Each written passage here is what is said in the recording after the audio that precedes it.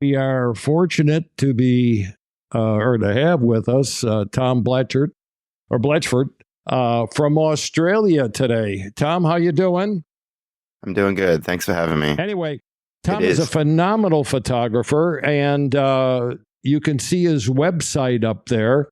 And let's talk a little bit, Tom, about how you got started in photography. Give us a little bit of a thumbnail on how that happened.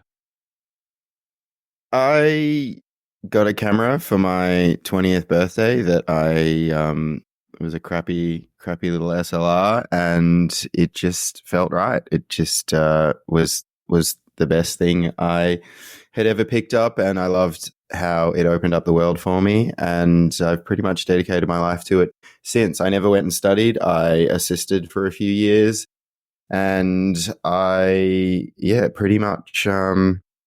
pretty much never put it down. So I left school to study business, which I hated every second of.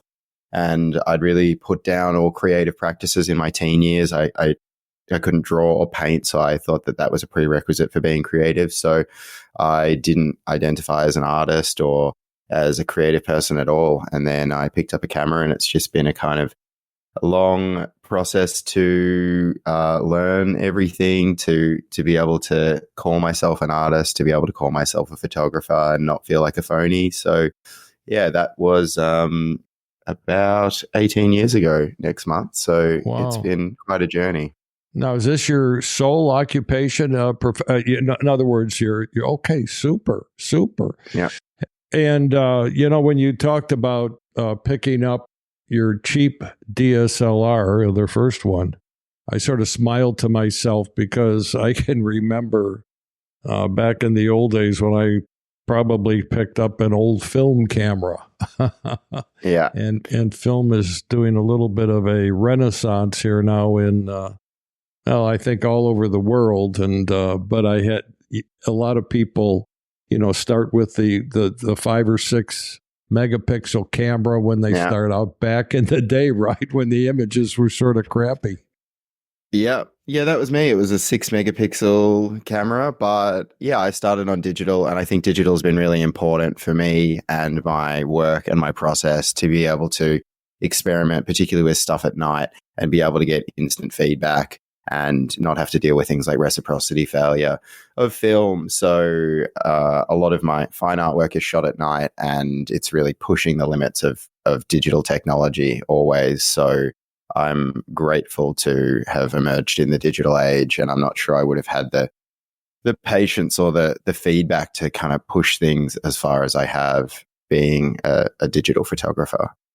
Well, that leads me into the next question, which the equipment nerds like to ask is, what kind of equipment are you shooting with?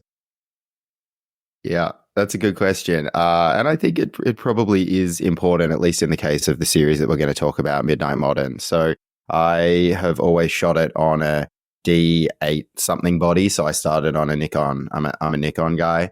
So I started on a D800 and then got a D810, and nowadays shoot it on a D850. And as far as lenses, I pretty much always use a 45mm tilt shift, which is great because it lets me punch in a little bit, and it also lets me shift up to get a lot less road and get a lot more sky and mountains and stars and stuff like that. And so I think that the gear is quite important, at least for this series, because I need really low noise in the shadows. I think at the time, the equivalent Canon cameras probably wouldn't have been able to give me as cleaner files as I needed. And so, yeah, I have always needed that. And I really need an optical viewfinder. I've tried to do it on a mirrorless camera, and in low light, it's just, like watching the worst TV in the world, just grainy and can't see at all what's going on. So I'd say I will continue to shoot this series forever on a D850 because it's a perfect tool for it. And obviously use a tripod. Oh, yeah. Yeah, definitely need a sturdy tripod. At the moment, I use a Benro carbon fiber tripod, which I think is fantastic, and Manfrotto geared head, which is really important for architectural work, at least for me. So yeah, I'm a little bit of a gear nerd, but I think I've managed to vanquish my gear acquisition syndrome, and I haven't bought anything in a long time. I haven't been tempted by any of the medium format, mirrorless or Fuji or anything. I've never really felt like resolution was the problem. I feel like I make plenty of mistakes, but resolution's not an issue for me. That's phenomenal. I'm glad to hear that, because the gear acquisition syndrome can sneak up on everybody, can it? Why don't we go into the Midnight Modern series, and let's take a look. Okay, here we go. So, when I first looked at these, because I came from photography for like 45 years ago, first thing I thought about were Kodachromes, Ektachromes, and so forth. But what had it inspired you to explore these mid-century homes in such a unique setting? I mean, where did that come from?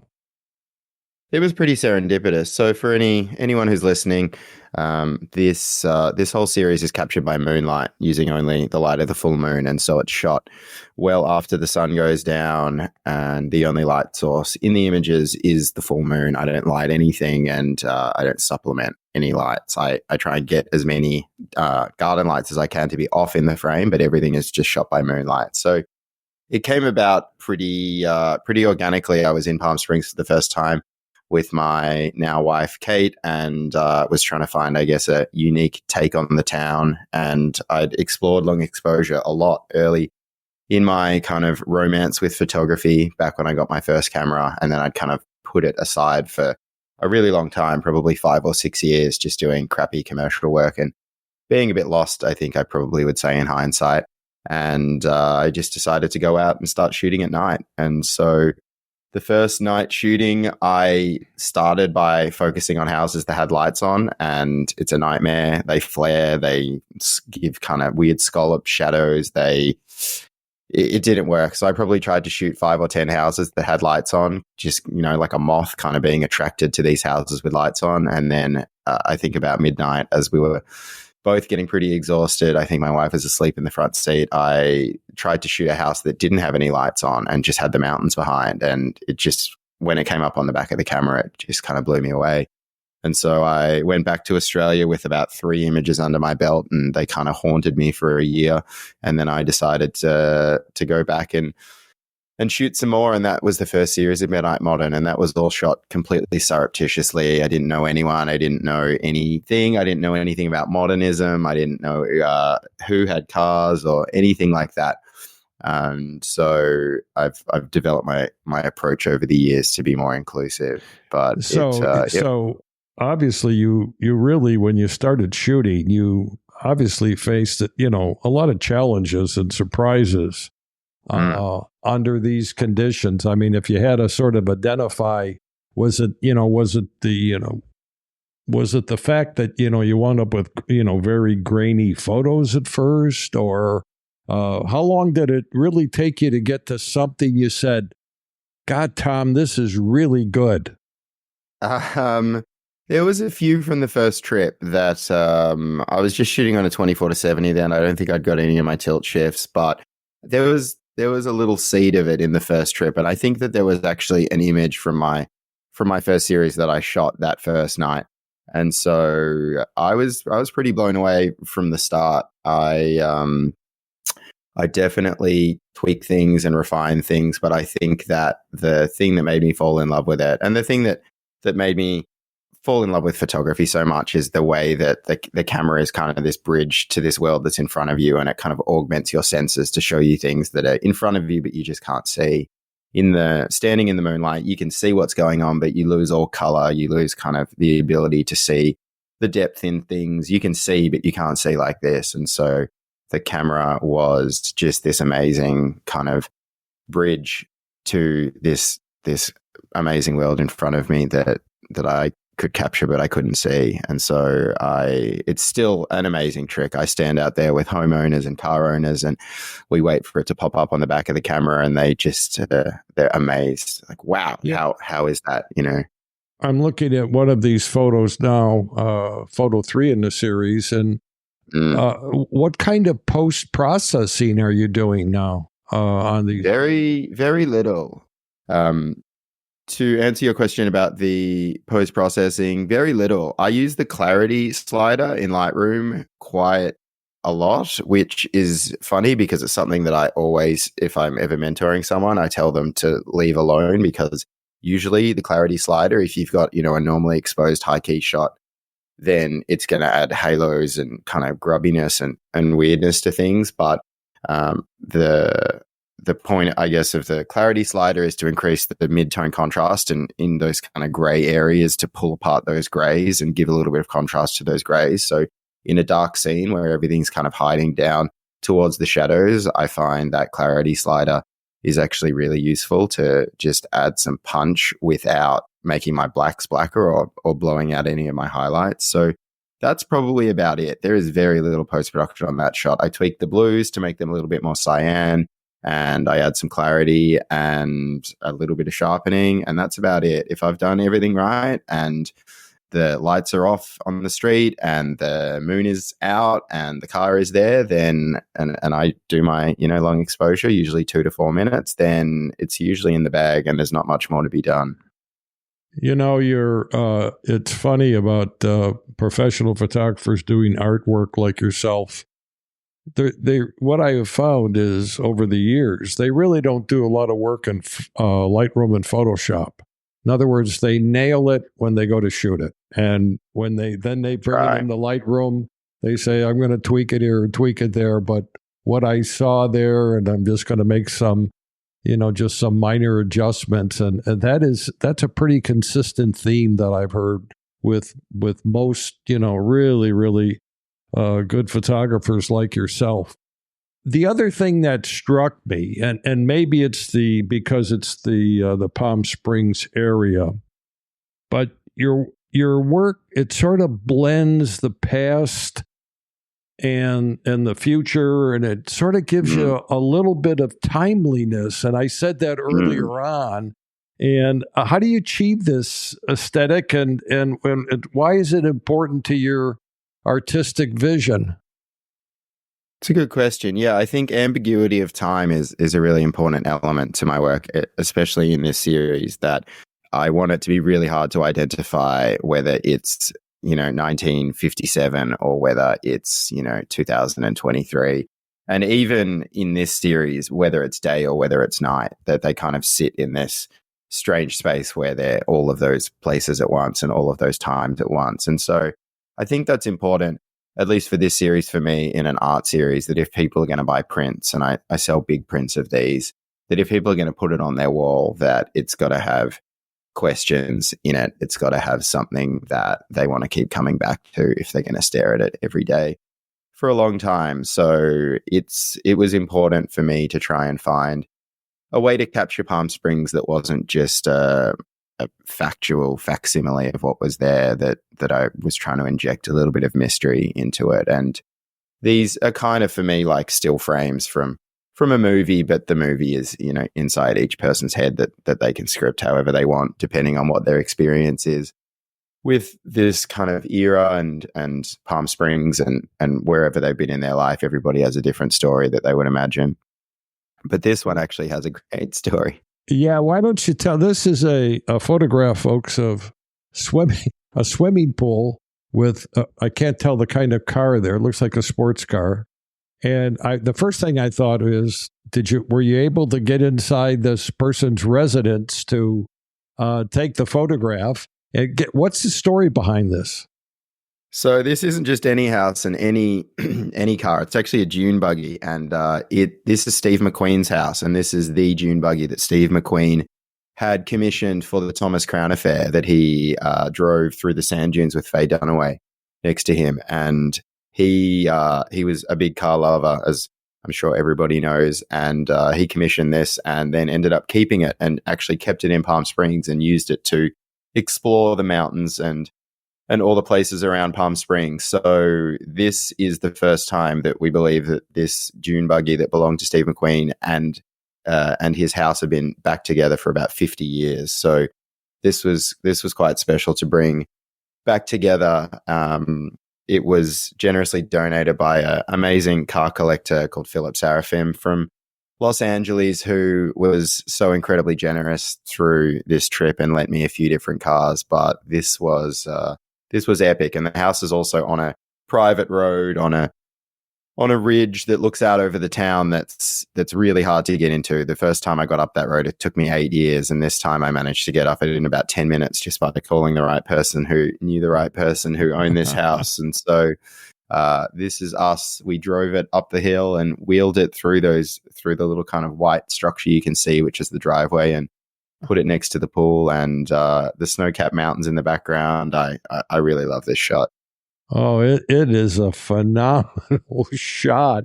And the history behind it just makes it exceptional. It really, really, really is very interesting. Holy cow. I could see this hanging someplace.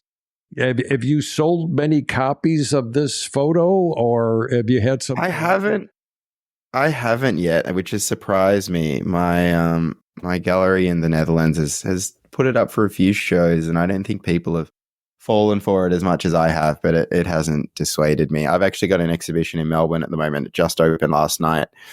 And this is the kind of key shot as you walk in. It kind of stares back at you with the eyes of the car. And I love this shot. It's great. So looking ahead, what themes or locations are you thinking about exploring in future product or projects? And, how do you see, your work evolving in the next few years?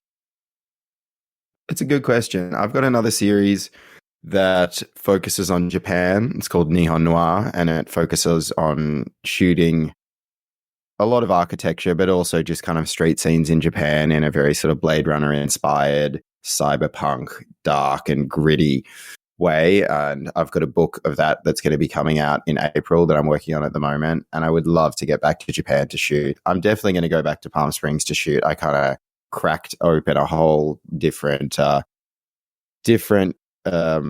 network of car collectors and homeowners on the last trip that I really want to explore. And controversially to probably a lot of your viewers, I'm also working a lot with AI to use AI image generation tools to create bodies of work to explore ideas that would be impossible to explore otherwise. And so I'm quite excited about that as well. So photography is still going to have a big place in my heart and my practice, but I'm also exploring some newer tools to be able to do some things that have never been possible before. And I'm really excited about that. Yeah, I think I haven't used AI much in the photography realm, although I can see where the possibilities are endless. And I've even seen where I've thought about projects and you go to AI and it can generate some ideas for you as far as, hey, maybe you ought to take a look at shooting over here, shooting over there, etc. So it'll be very, very interesting to see your work evolve over the near future and the distant future. If people want to check out my Instagram, I've got a lot of my AI work is just living on my Instagram at the moment. And so if people want to check out my Instagram, which is at Blachford, BLACHFORD, then they can see a little bit of the kind of world building.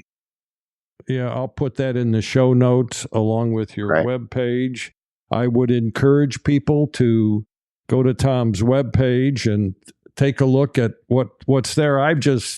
We've just sort of scratched the surface with Tom's work, and there's a lot there, but I can tell you it's candy for the eye. It really, really is. It's extremely interesting.